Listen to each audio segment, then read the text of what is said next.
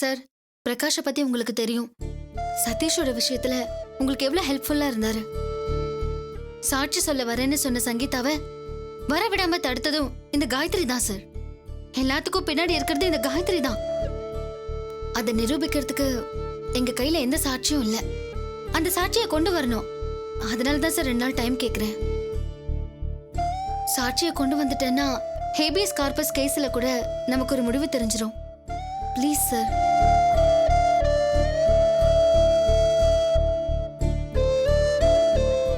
Sir, இந்த 2 நாள் FIR போடுறதை மட்டும் கொஞ்சம் தள்ளி போடுங்க சார்.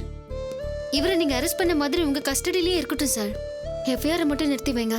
திங்கக்கிழமைக்குள்ள நான் எப்படியாவது சங்கீதாவை கொண்டு வரேன். இல்லைன்னா தாராளமா இவர் மேல எஃப்ஐஆர் போட்டு கோர்ட்ல ப்ரொடியூஸ் பண்ணுங்க. சத்யா, நீ தனியா என்ன பண்ணுவ? நீங்க எந்த கவலையும் பட வேண்டாம். எல்லாத்தையும் நான் பாத்துக்கிறேன் சார். கிராம பஞ்சாயத்துல ஆளை உட்கார வச்சுட்டு போற மாதிரி நான் இவரை உட்கார வச்சுட்டு போறேன்.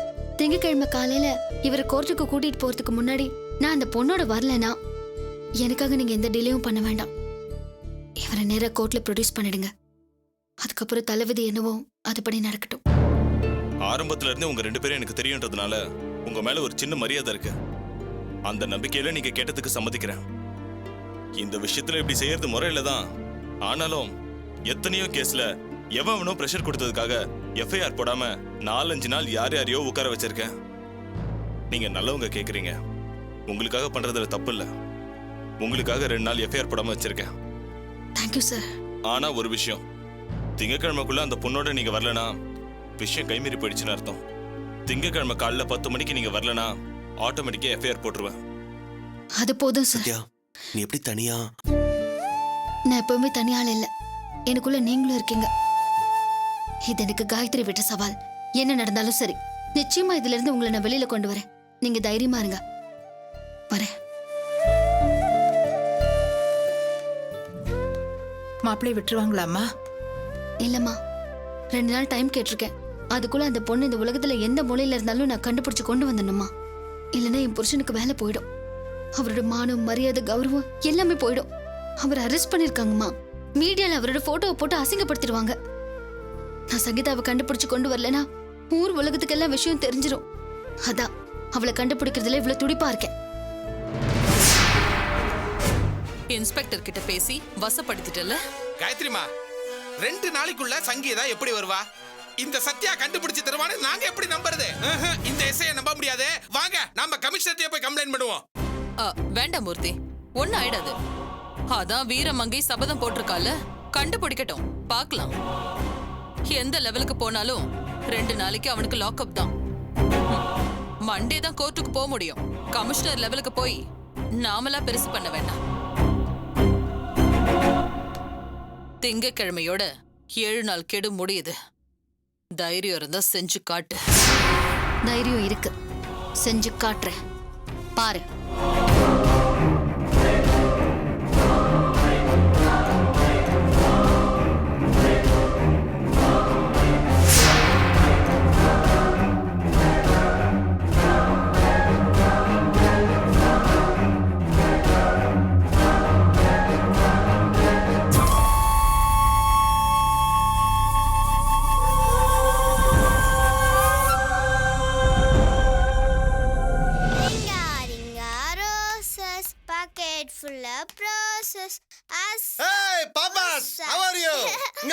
சித்தப்பா, உங்களுக்கு என்ன கொண்டு வந்திருக்காருன்னு? சாக்லேட். இது உனக்கு, இது உனக்கு, இன்னொன்னு தங்கச்சி பாப்பாக்கு. ஓகே? பாய். டேய், 60ஆம் கல்யாணம் வந்தவங்க எல்லாரும் என்ன பார்த்து சாப்பாடு சூப்பரா இருந்தது, திருப்தியா சாப்பிட்டோன்னு சொன்னாங்க. நீ எடுத்து நடத்தினா கூட இவ்வளவு சூப்பரா நடத்திருக்க முடியாது. என்னடா 2 பேரும் ஒரு மாதிரியா இருக்கீங்க? அம்மா உடம்பு சரியில்லடா? ஏய், வாயை கழுவிடா. அம்மா திலகாவோட கோயிலுக்கு போயிருக்காங்க. அப்புறம் ஏன்டா விளக்கெண்ண குடிச்ச மாதிரி முகத்தை உம்முன்னு வச்சிருக்க? அவனை அரெஸ்ட் பண்ணிட்டாங்களாண்டா. எவன? பிரகாஷ.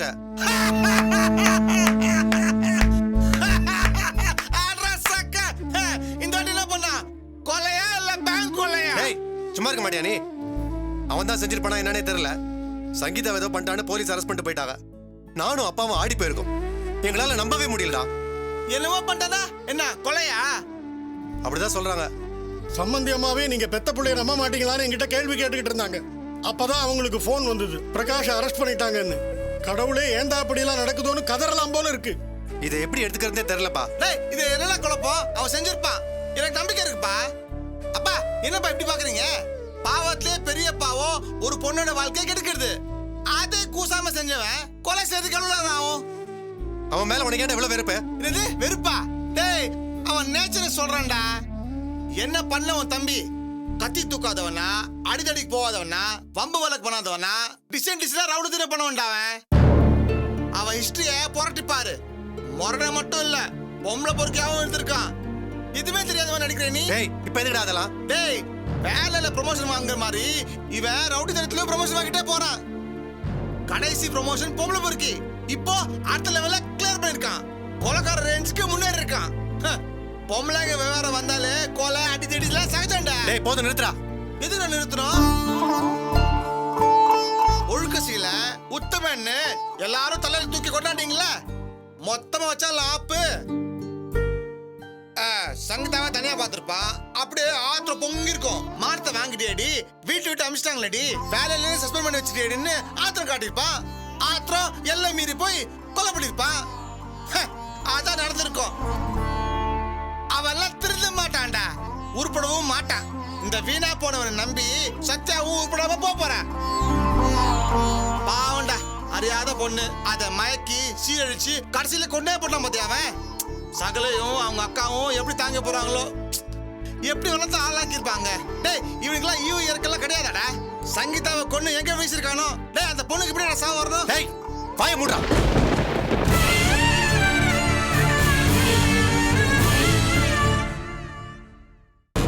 டேய், பாவண்டா அம்மா, அவங்களுக்கு இதெல்லாம் தெரிய வேணாம். மறுபடியும் உடம்பு இதாக ஆயிட போகுது. அம்மா, வாங்கம்மா. எப்போ வந்தீங்க? கோயிலுக்கு போயிட்டு இவ்வளோ சீக்கிரம் வந்துட்டீங்க?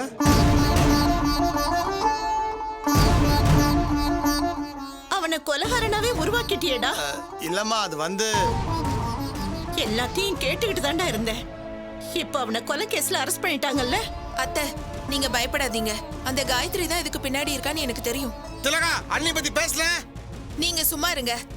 உங்களுக்கு பணம் தராங்க, சொத்து எழுதி வைக்கிறாங்கன்னு நீங்க தலையில தூக்கி வச்சு கொண்டாடுறீங்க. எனக்கு எந்த அவசியமும் இல்ல.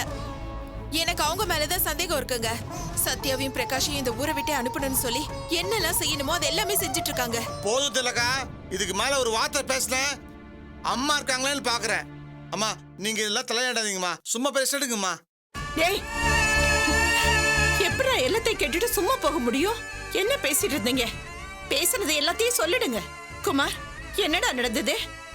சங்கீதாவை கொன்னதா கேஸ் கொடுத்திருக்காங்களா? அதுக்காகத்தான் அரெஸ்ட் பண்ணிட்டு போயிருக்காங்களா? கொன்னுட்டான்னு இவன் மயிலே சொல்றான். அந்த பிரச்சனை எல்லாம் விடுங்கம்மா, மனசை போட்டு குழப்பிக்காதீங்கம்மா. நீங்க போய் ரெஸ்ட் எடுங்கம்மா. திலகா, அம்மா உள்ள கூட்டிட்டு போ. இனிமே என்ன நடந்தாலும் எனக்கு ஒண்ணும் ஆகாதுடா. என் நெஞ்சில உரம் ஜாஸ்தியா போயிடுச்சு. ஒரு தடவை 2 தடவை பட்டாதான் வலி, அப்புறம் மறுத்து போயிடும்ல. இனிமே என்ன செய்தி சொன்னாலும் எனக்கு ஒண்ணும் ஆகாது. அவனுக்கு என்ன நடந்ததா சொன்னாலும் என் மனசு தாங்கும். அவன் தலையில என்ன எழுதிருக்கோ அதுதானே நடக்கும். பெத்தவங்கிற முறையில நானும் அதெல்லாம் கேட்டுதானே ஆகணும். என் தலையிலயும் என்ன எழுதிருக்கோ அதுதானே நடக்கும். அத்தை, பிரகாஷ்க்கு அப்படியெல்லாம் எதுவும் நடக்காது. அவர் இனிமே எந்த கஷ்டமும் படமாட்டாரு. படட்டும். இன்னும் என்னென்ன கஷ்டத்தை எல்லாம் என் புள்ள படணுமோ அதெல்லாம் படட்டும். எத்தனையோ கோயில் ஏறி இறங்கிட்டேன், எல்லா சாமி கிட்டையும் வேண்டிக்கிட்டேன், எதுவுமே பலிக்கலையப்பா. கடவுளுக்கு மனசு கல்லாயிடுச்சா இல்ல என் புள்ள படுற கஷ்டத்தை பார்த்து ரசிக்கிறானான்னு தெரியல. இன்னும் படுறதுக்கு என்ன கஷ்டம் இருக்க போகுது? மிச்சம் இருக்கிறதையும் கொடுக்கட்டும். உடம்புல உயிர்னு ஒண்ணு இருக்கிற வரைக்கும் எல்லாத்தையும் அனுபவிச்சுதானே ஆகணும். கவலைப்படுற மாதிரி ஒன்றும் ஆகாதுமா. என் மனசுதான் கல்லு மாதிரி இருக்குன்னு சொல்றேனப்பா. அப்புறம் என்ன? என் பிள்ளைக்கு இருக்கிற ஒரே ஆதரவு நான் தான். அப்ப நான் தானே எல்லாத்தையும் கேட்கணும், நான் தானப்ப எல்லாத்தையும் பேசணும். ஏ ராஜு, அவனை விட்டுற வேணான்னு சொல்லு. இன்னும் என்னென்னலாம் கேஸ் இருக்கோ எல்லாத்தையும் அவன் மேல போட சொல்லுப்பா. கொள்ளை அடிச்சான், புள்ளைய கடத்தினான்னு எவ்வளவு பழி போட முடியுமோ போட சொல்லு. எல்லா பழியும் அவன் மேல போடட்டும். என் பிள்ளைய ஜென்மத்துக்கும் வெளியில விட்டுடாதீங்க. உங்க மனசு ஆறணும்ல. ஏன்னு கேட்க ஆள் இல்ல. பெத்தவளுக்கும் பேச வாயில்லாம போயிடுச்சு. அனாத மாதிரி என் புள்ள ஜெயிலே கலக்கட்டும். எல்லாரும் அதை பார்த்து சந்தோஷப்படுங்க. உங்க மனசெல்லாம் திருப்தியா இருந்தா போதுப்பா. அத்தை, நீங்க பேசுறத பார்த்தா எனக்கு ரொம்ப பயமா இருக்கு. நீங்க பதட்டப்படாதீங்க அத்தை. அதான் சொன்னேனேம்மா, உள்ள கல்லுதான் இருக்கு, ஒண்ணும் ஆகாது. தலைக்கு மேல வெள்ளம் போயாச்சு. இனி ஜான் போனா என்ன, முளம் போனா என்ன? எனக்கு தெரிஞ்சு அவன் பண்ண ஒரே பாவம் ஏன் வயித்துல பிறந்ததுதான். அதுவும் இந்த வீட்டுல பிறந்தான் பாரு, அதான். அதுக்கு நீங்க எல்லாருமா சேர்ந்து எவ்வளவு தண்டனை கொடுக்க முடியுமோ கொடுங்க, கொடுங்க. ஜானகி,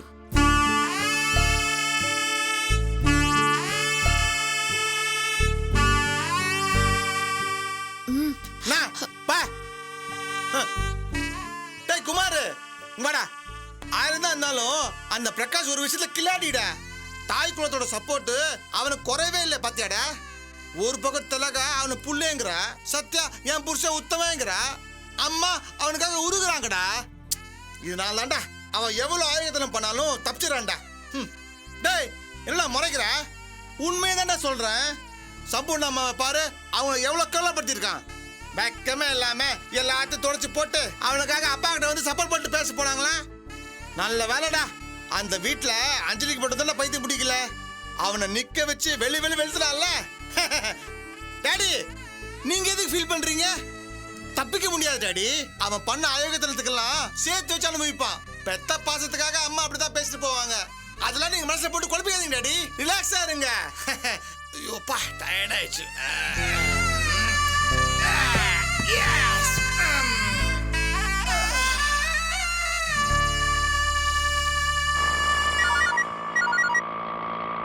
அக்கா, என்ன சத்யா இது?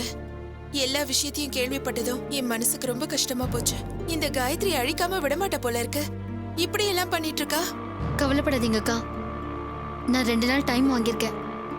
பிரகாஷ் மேல கேஸ் போடல. என் மேல இருக்கிற மரியாதைனால இன்ஸ்பெக்டர் எஃப்ஐஆர் போடாம நிறுத்தி வச்சிருக்காரு. இன்னும் 2 நாள்ல நான் அவளை ஒப்படைக்கிறதா சொல்லியிருக்கேன். ஒரு ஆளா எப்படி இதெல்லாம் நீ சமாளிக்க போற சத்யா?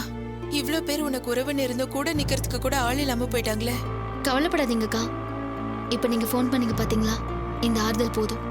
இந்த தைரியம் மட்டும் இருந்தா 100 யானையோட பலம் எனக்கு வந்துடும். நிச்சயமா நான் ஜெயிச்சிருவேன். எனக்கு தெரியும்க்கா, உங்க மனசு, அத்தை மனசு, எல்லாரும் மனசு பத்தியும் எனக்கு தெரியும். நீங்க எல்லாரும் என் மேல ஒரு நம்பிக்கை வச்சிருக்கீங்கல்ல, அந்த நம்பிக்கைக்கு மரியாதை தரணும்க்கா. அதுக்காகவே அவர் வெளியில கொண்டு வந்துருவேன். நான் மனசு தளர்ந்துட மாட்டேன், தைரியத்தையும் இழந்துட மாட்டேன். என் புருஷன் தப்பு செய்யலன்னு இது எல்லாத்தையும் நான் நிரூபிச்சு அந்த காயத்ரியை நான் ஜெயிச்சு காட்டுவேன். இவ்வளோ நாள் நம்ம போராடின போராட்டத்துக்கு இதுதான்க்கா உச்சம். நான் செஞ்சு காட்டுவேன். நீங்க தைரியமா இருங்கக்கா. என்னக்கா சொல்ற? அந்த பிரகாஷ் கதை முடிஞ்சது வினோ. இதுக்கு மேல அரவிந்த் பாத்துக்குவான். திங்கக்கிழமையில இருந்து அவன் வேலையில்லாத பட்டதாரி, கூடவே ஜெயில் பறவையாவும் ஆயிடுவான். அதானக்கா, காயத்ரினா சும்மாவா? மோதுனா கதற கதற அடிப்போன்னு அவனுக்கு புரிய வேண்டாமா? என்னது, வீடு அமைதியா இருக்க, எங்க அவரு? வெளியே போயிருப்பாரோ? உள்ளதான் இருப்பாரு.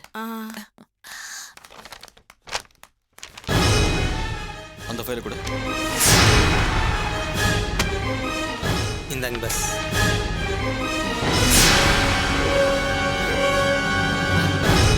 அக்கா, என்னக்கா இது?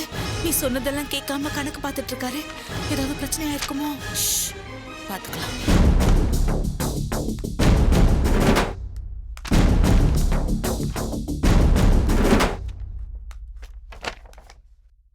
என்னக்கா இதெல்லாம்? What is this? என்ன பண்ணி வச்சிருக்க நீ? என்னாச்சு நம்பி? என்ன பெனி? மேடம், என்ன நடக்குதுங்க? நிறைய புது புது டாக்குமெண்ட்ஸ் எல்லாம் இருக்கு. ஜெய்ஹிந்த் விலாஸ்ல உன் பேர்ல அரகரவுண்ட் இடம் வாங்கியிருக்க. ரெஜிஸ்ட்ரேஷன் சேர்த்து பார்த்தா கிட்டத்தட்ட 1.5 கோடி வந்திருக்கு. எனக்கு தெரியாம இவ்வளவு பெரிய அமௌண்ட் கொடுத்து ஒரு இடத்த வாங்கி வச்சிருக்க. என்ன இதெல்லாம்?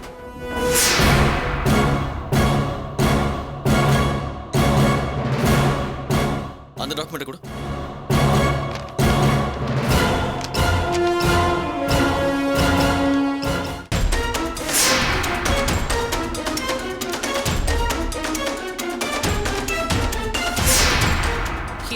11 கோடி ரூபாய் விஷயத்தை கண்டுபிடிக்கல போல.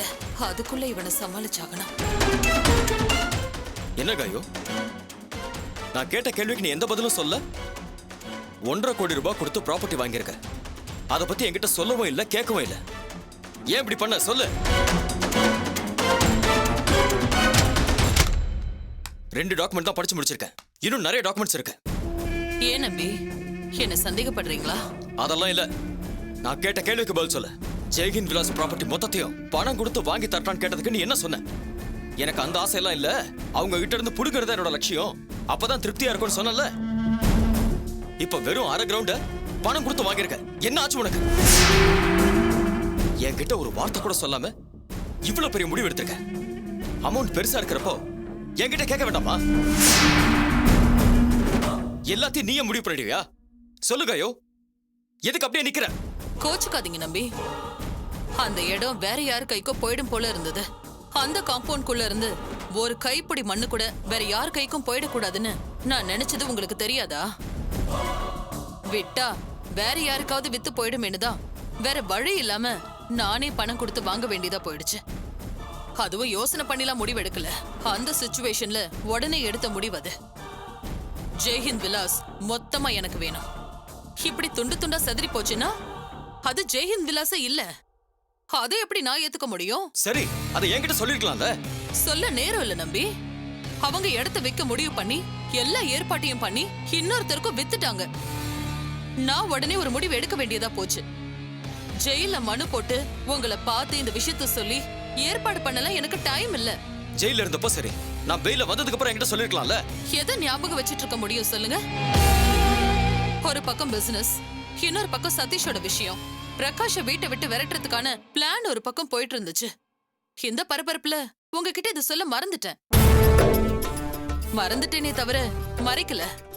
அத புரிஞ்சுக்கோங்க.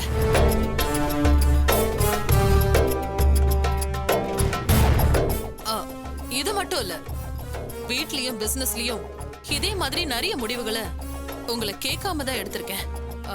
எல்லாத்தையும் உங்களோட நன்மைக்காக தான் செஞ்சேன். என்ன நீங்க நிச்சயம் நம்புவீங்கன்னு தான் இவ்ளோ முடிவையும் வேகமா எடுத்தேன். ஆனா நீங்க இவ்ளோ கோவப்படுவீங்கன்னு எனக்கு தெரியாது நம்பி. அப்படி இல்ல காயு, ஒரு பெரிய முடிவு எடுக்கிறப்போ என்கிட்டயும் டிஸ்கஸ் பண்ணலாங்கிறதா எனக்கு தப்பா தெரியுது. அப்போ இங்க இருக்கிற டாக்குமெண்ட்ஸ், பீரோல இருக்கிற டாக்குமெண்ட்ஸ் எல்லாத்துலயுமே இது மாதிரி தான் பண்ணிருக்கியா? என்ன சார் இப்படி அநியாயமா கேள்வி கேக்குறீங்க? அக்கா ஒரு விஷயத்துல உங்களை கேட்காம முடிவெடுத்தான்னா அதுக்காக எல்லா விஷயத்திலயும் சந்தேகப்பட ஆரம்பிச்சிருவீங்களா? உங்களை கேட்காம அக்கா நிறைய முடிவு எடுத்திருக்கா. உங்க பிசினஸ்ல கூட புதுசா நிறைய சிஸ்டம்ஸ் உருவாக்கி இருக்கா. எல்லாத்தையும் எடுத்துக்கிட்டு என்ன ஓடியா போயிட்டா? ஒவ்வொரு ஐடியாலையும் கோடி கோடியா கம்பெனிக்கு சம்பாதிச்சு கொடுத்திருக்கா. எல்லாம் உங்க கண்ணு முன்னாடி தானே இருக்கு. விடுவினோம், அவர் என்ன வேணா பேசிட்டு போட்டோம். அது எப்படிக்கா? அவருக்கு எல்லாமே நல்லது செய்யணும் நீ பார்த்து பார்த்து பண்ணுவ. இவர் பட்டுன்னு உன்னை சந்தேகப்படுவாரு. அதை பார்த்துக்கிட்டு நான் சும்மா நிக்கணுமா?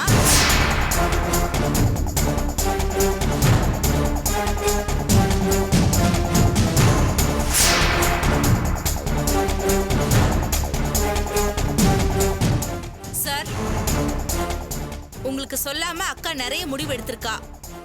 இப்ப என்ன சொல்ல போறீங்க? அக்காவோட நிர்வாக திறமையால உங்களோட கன்ஸ்ட்ரக்ஷன் பிசினஸ், ஃபைனான்ஸ், மத்த பிசினஸ் எல்லாத்துலயுமே நிறைய மாற்றத்தை கொண்டு வந்திருக்கா. அதெல்லாம் தப்பு. அதுல வந்த லாபத்தை எல்லாம் தூக்கி குப்பையில போடுங்கன்னு சொல்ல போறீங்களா? விடுவினோம், இதெல்லாம் நான் ஆரம்பத்திலே எதிர்பார்த்திருக்கணும். என்ன இருந்தாலும் இது இவரோட பணம் இல்லையா? கேள்வி கேட்கதான் செய்வாரு.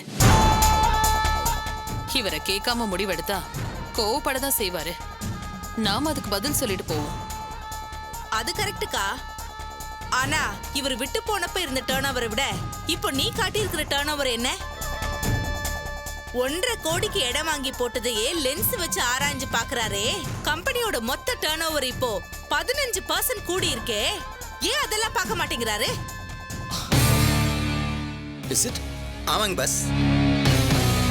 அது மட்டும் இல்ல, அடுத்த ஆஃப்ல இன்னும் இன்க்ரீஸ் ஆகிறதுக்கும் வாய்ப்பு இருக்கு. பாத்தியாக்கா, இப்ப மட்டும் பாயறத? சும்மா இருவினும்.